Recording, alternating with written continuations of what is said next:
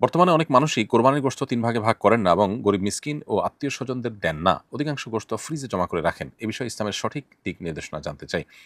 খুবই গুরুত্বপূর্ণ একটি প্রশ্ন। খুবই দুর্ভাগ্যের বিষয় যে আমাদের সমাজে আজকাল কোরবানিকারীদের মধ্যে আ অনেকেই এই কাজটি করেন। অর্থাৎ কোরবানি গোশতের পারলে পুরাটুকুই আর না হয় বেশিরভাগ অংশই তারা ফ্রিজে ঢুকিয়ে ফেলেন বা রেখে দেন। যাতে করে বেশ অনেকদিন তিনি এই কোরবানির গোশত দিয়ে তার সংসার চালাতে পারেন বা তার সংসারের প্রয়োজন মেটাতে পারেন।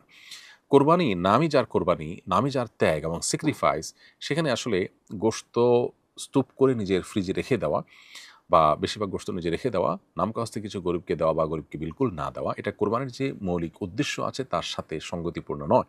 এইজন্য বদভ্যাস ত্যাগ করা উচিত। কোরবানির ফজিলত এবং মাহাত্ম্য পেতে হলে শরিয়া আমাদেরকে যেভাবে নির্দেশনা দিয়েছে সেভাবে আমাদের আমল করা উচিত। আল্লাহ সুবহানাহু ওয়া তাআলা বলেছেন, "ফাকুলু মিনহা ওয়াত'ইমুল কানি'a ওয়াল মু'তাররা।" আল্লাহ বলেছেন, "ফাকুলু মিনহু ওয়াত'ইমুল বাঈস আল ফাকির।" অতএব কোরবানির গোশত এটি আল্লাহর নির্দেশনা অনুযায়ী নিজে খাবো এবং পাড়া প্রতিবেশী আত্মীয়স্বজনকে দিব এবং গরিব দুঃখীকে দিব। অতএব ৩ ভাগে ভাগ করাটা ফরজ কিংবা ওয়াজিব না হলেও এটা মুস্তাহাব এবং উত্তম। যথাসম্ভব ৩ ক্যাটেগরিতে আমাদের কোরবানির গোশতকে ভাগ করা উচিত এবং নিজে আ আল্লাহ তাআলা হালাল করেছেন আমার জন্য খাওয়া কোরবানির গোশত। অতএব আমি নিজে কিছু রাখবো আর দান করে দিব, অন্য মানুষকে দিব। এমনটি হওয়া উচিত। সবগুলো বা বেশিরভাগ গোশত রেখে দেওয়া এটা খুবই অনুত্তম এবং অনুচিত একটা কাজ। কোরবানির ফজিলত এবং মাহাত্ম্য এর ফলে কমে যেতে পারে। এমনকি আমরা মাহরুমও হতে পারি যদি উদ্দেশ্য হয় এখান থেকে শুধু ফ্রেশ গোশত আহরণ করা কিংবা দীর্ঘদিনের গোশতের চাহিদা মেটানো।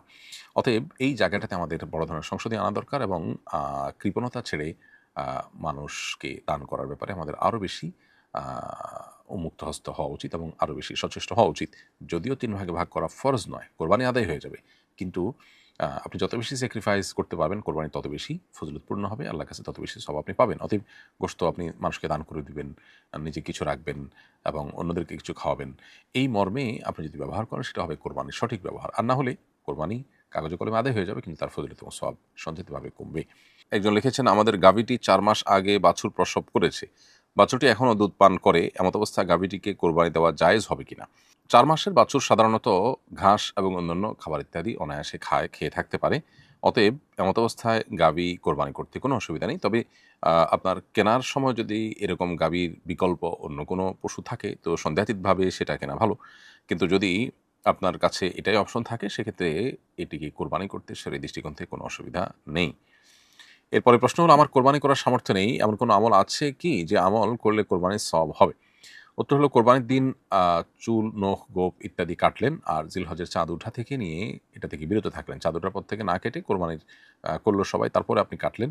এটা যদি করেন তাহলে সেক্ষেত্রে ইনশাআল্লাহ কোরবানি না করতে পারলেও কোরবানি করার সওয়াব আপনি পাবেন। এই মর্মে সুনানে আবু দাউদে আব্দুল্লাহ ইবনে আমর ইবনে আস রাদিয়াল্লাহু তাআলা থেকে একটি হাদিস বর্ণিত হয়েছে যে নবী করিম সাল্লাল্লাহু আলাইহি ওয়াসাল্লামের কাছে এক ব্যক্তি কোরবানি সামর্থ্য নেই। তিনি যখন জিজ্ঞেস করলেন যে কিভাবে তিনি সওয়াব পেতে পারেন, নবী আলাইহিস সালাম তাকে বলেছেন, "তুমি তোমার চুল, নখ, গোঁফ এগুলো কাটবে, অর্থাৎ কোরবানির পরে এগুলো কাটবে। তাহলে সেক্ষেত্রে আল্লাহ তাআলা তোমাকে কোরবানির সওয়াব দান করবেন।"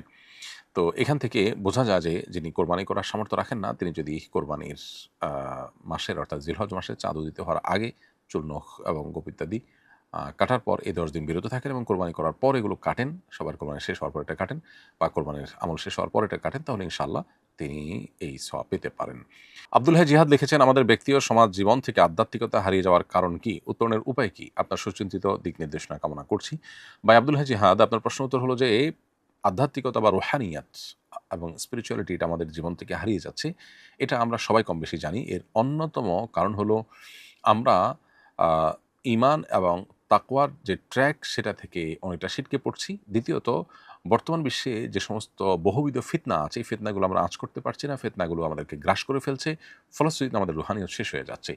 কোরআনের সাথে আমাদের সম্পর্ক অনেক দুর্বল হয়ে যাচ্ছে। কোরআনের সাথে যার সম্পর্ক যত গভীর হবে, আল্লাহ রাব্বুল আলামিনের সাথে সম্পর্ক, আল্লাহর জিকির এটা যত বেশি হবে, ডোপামিন, বিভিন্ন রকমের নেশা, বিভিন্ন বিষয়ের সাথে এনগেজমেন্ট এটা যত বেশি কমানো যাবে এবং একান্তে নিরিবিলি আল্লাহ তাআলার সাথে আ আ আপনার দোয়া করা, ইবাদতবন্দেগী করার সুযোগ যত বেশি তৈরি হবে, তত বেশি রুহানিয়ত তৈরি হবে। হারাম এর সাথে যদি কারো সংশ্লেষ থাকে, আজকাল বিভিন্ন ভিডিও আমাদেরকে দেখতে হয়, সোশ্যাল মিডিয়াতে আমরা স্ক্রল করি, সেগুলোতে নিজের অজান্তে অনবরত মিউজিক আমাদের মধ্যে আসতে থাকে, কানে আসতে থাকে। এগুলোর মাধ্যমে মানুষের রুহানিয়ত শেষ হয়ে যায়।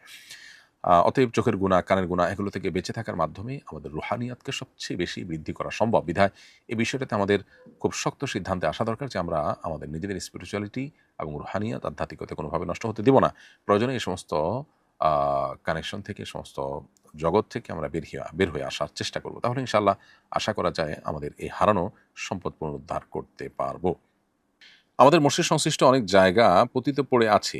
এই জায়গায় আমরা ইসলামী স্থাপত্য সমৃদ্ধ একটি পার্ক করার পরিকল্পনা করছি। সেখানে দর্শনার্থীদের জন্য প্রবেশ ফি নির্ধারণ করা হবে এবং ফি বাবদ সেই আয় মসজিদ ফান্ডে জমা হবে। মসজিদের জায়গায় পার্ক করতে কি শরীয়ী কোনো নিষেধাজ্ঞা আছে? মসজিদ এবং মসজিদের কল্যাণে আরো অনেক কাজ হবে। এই মর্মে যদি জায়গা ওয়াকফ করা হয়ে থাকে, তাহলে যে জায়গাকে মসজিদের জন্য ফিক্সড করা হয়েছে এর বাইরে মসজিদের কল্যাণার্থে আরো জায়গা করলে, মসজিদে যেন বাচ্চারা আসে সে উদ্দেশ্যে পার্ক করা হলো, এরকম করলে সেটা জায়েজ আছে, জায়েজ হতে পারে। আর যদি সেখানে পার্ক করে পার্কের প্রবেশ ফি নির্ধারণ করা হয় এবং তা থেকে মসজিদের আয় হয়, তাহলে সেক্ষেত্রে এটাও মসজিদের পারপাস সার্ভ হচ্ছে, সেই জায়গা থেকে জায়েজ হতে পারে। তবে সেখানে যেন গায়রে শরঈ কোনো কাজ না হয়, সাধারণত বিভিন্ন পার্ক যেটা হয়ে থাকে সেদিকটাকে বিশেষভাবে খেয়াল রাখতে হবে। আমাদের যৌথ পরিবার, আমরা ৩ ভাই মিলে প্রতি বছর কোরবানি দেই। ছোট ও মেঝো ভাইয়ের আয় তুলনামূলক কম হওয়ায় তারা কিছুটা কম টাকা দেয়। বড় ভাই হিসাবে আমি বেশি অংশ বহন করি। কোরবানির শেষে গোশত সমান ভাগে ভাগ করে নেই। এবারও এভাবেই কোরবানি দেওয়ার নিয়ত করেছি। একজন বললেন, এভাবে কম বেশি টাকা দিয়ে কোরবানি করা যাবে না, সবাইকে সমান টাকা দিতে হবে। মাসালাটি জানতে চাই। প্রিয় ভাই, কম বেশি করে দেয়া যাবে না, সমান হারে দিতে হবে এমনটি সঠিক কথা নয়। ধরুন আপনারা ৩ ভাই আছেন বা ৪ ভাই আছেন। এই ৪ ভাই মিলে কোরবানি দিতে হলে একটা পশুতে, একটা গরুতে ৪ ভাইকে সমান হারে ৪টা ভাগই করতে হবে এমনটি আবশ্যক না।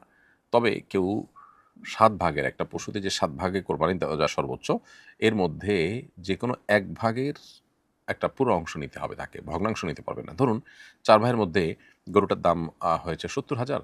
তো ৪ ভাইয়ের ভিতরে কেউ হয়তো ৫,০০০ টাকা দিলেন, কেউ ২৫,০০০ টাকা দিলেন। এভাবে যদি দেন, অথবা কেউ ১৫ বা ১৬,০০০ টাকা দিলেন, এমনভাবে দিলেন যেটা দিয়ে আসলে পূর্ণাঙ্গ একটা শরিক হবে না ৭ ভাগের। এরকম যদি হয় তাহলে সেক্ষেত্রে কোরবানি সহি হবে না। কোরবানি সহি হওয়ার জন্য যেকোনো ৭ ভাগের ১ ভাগ নিতে হবে, অথবা ২ ভাগ নিতে হবে, অথবা ৩ ভাগ নিতে হবে। এ হারে কেউ ৩ ভাগ, কেউ ২ ভাগ নেন, এভাবে কম বেশি করলে সেটা জায়েজ হবে। আর যদি কেউ ১.৫ ভাগ নেন, ৭ ভাগের পূর্ণ ১ ভাগ না নিয়ে ১ ভাগ প্লাস আরও কিছু নেন বা ১ ভাগের একটু কম নেন এবং সে পরিমাণ গোশত ভাগ করে নেন, তাহলে এটা জায়েজ হবে না, অর্থাৎ কোরবানি এতে বিশুদ্ধ হবে না। আমার একজন দেবর প্রতিবন্ধী, তার স্ত্রী সন্তান নেই, তার ৫ ভাই ও ৪ বোন থাকলেও কেউ তার খোঁজ খবর নেয় না। একমাত্র আমার স্বামী তার দেখাশোনা করে। অন্য ভাই বোনেরা সম্মতি দিয়েছে তার সম্পত্তি আমাদের নামে লিখে নিতে পারবো। এ অবস্থায় তার সম্পত্তি নেওয়া কি আমাদের জন্য শরিয়াসম্মত হবে? উত্তর হলো হ্যাঁ, অবশ্যই আপনি তার সম্পদ নিতে পারেন, কিন্তু ততটুকু যতটুকু তার ভরণ পোষণের জন্য দরকার হয়। দেখুন, ধরুন তার লালন পালনে একজন লোক রাখলে যে টাকা যেত, তার পেছনে যে পরিমাণ খরচ হয়, সেই পরিমাণ খরচ যদি আপনারা তার সম্পদ থেকে রাখেন, তাহলে সেটা জায়েজ আছে। এরপর তার জীবদ্দশায় যদি তিনি সুস্থ হন, বাকিটা তাকে ফেরত দিতে হবে। আর যদি তার মৃত্যু হয়ে যায়, তাহলে সেক্ষেত্রে এই অবস্থায় মৃত্যু হলে, মানসিক প্রতিবন্ধী হলে বা মৃত্যু হয়ে গেলে, তখন তার এরকম প্রতিবন্ধী ব্যক্তি মৃত্যু হয়ে গেলে তার অতিরিক্ত যে সম্পদ থেকে যাবে, যেটা তার পেছনে খরচ করা হয়েছে তার অতিরিক্ত, তাহলে সেটা তার মৃত্যুর পর ওয়ারিসরা আনুপাতিক হারে কোরআন হাদিস যেভাবে নির্দেশ করেছে তার আলোকে সবাই ভাগ পেয়ে যাবে। অর্থাৎ থোকভাবে তার ভরণ-পোষণ এবং তার দায়-দায়িত্ব দেখভালের কাজটা করে তার যে ভাগে যে সম্পদ এসেছে তার সবগুলো সম্পদ আপনি নিয়ে নিবেন, এমনটি করা জায়েজ নয়। বরং যতটুকু খরচ তার জন্য হবে, আনুমানিক একটা হিসাব বের করেও তো আপনি সেটা অবশ্যই স্থির করতে পারবেন। অতএব সেটুকু আপনি নিতে পারেন। হাসান তারিক লিখেছেন, আমার বাবার ১ বছরের রমাদানের ফিদিয়া দিতে হবে। সেটা কি আমার বোনকে দিতে পারবো? বোন বিধবা, ২ সন্তান নিয়ে খুব কষ্টে দিনতিবাত করছে। ভাই হাসান তারিক, আপনার প্রশ্ন উত্তর হলো যে ফিদিয়া তাদেরকে দেওয়া যায় যাদেরকে যাকাত দেওয়া যায়। আপনার বোন যেহেতু আপনার বাবার সন্তান, আর নিজের সন্তানকে যেহেতু যাকাত দেওয়া যায় না, অতএব তাকে ফিদিয়া হিসাবেও আপনার এই খাদ্য বা আপনার ফিদিয়ার অর্থ পরিমাণ দেওয়া যাবে না। অন্য কাউকে ও অন্য কোনো গরিবকে দিতে হবে।